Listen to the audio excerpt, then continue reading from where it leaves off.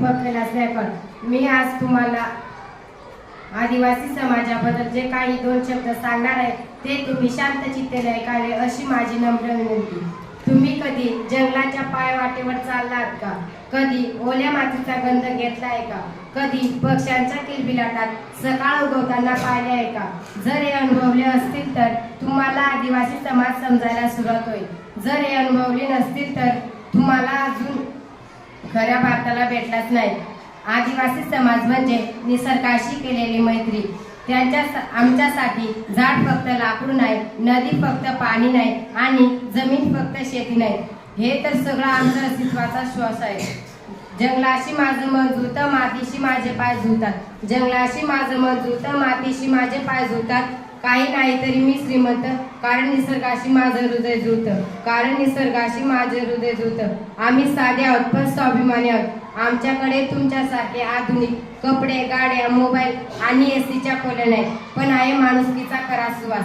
माझ्या या समाजाबद्दल बोलताना मनात एकच वेदना आहे, शिक्षणाचा अभाव, आरोग्याची कमतरता आणि रोजगारच्या संधीची टंचाई। आजही अनेक आदिवासींना गावात दिवा लावण्यासाठी रात्रभर कष्ट घ्यावे लागतात।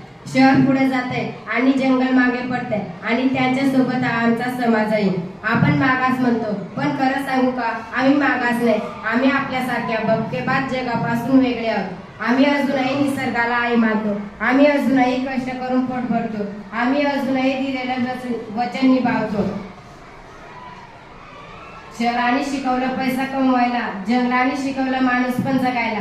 शहराने शिकवलं पैसा कमवायला, जंगलाने शिकवलं माणूस पण जगायला। आपण ज्यांना म्हणतो मागास, त्यांच्यातच आहे खरा संस्कृतीचा सुवास, त्यांच्यातच आहे खरा संस्कृतीचा सुवास। आपण आदिवासी समाजाकडून हे शिकू शकतो की निसर्गाशी जोडलेले जीवन, साधेपणातला आनंद आणि आत्मसन्मानाने उभे राहणं। आम्हाला फक्त संधी हवी, आम्हाला शिक्षण, आरोग्य आणि रोजगाराची सोय हवी आहे। आम्ही दुसरं काही मागत नाही, फक्त समानतेने जगण्याचा अधिकार मागतो।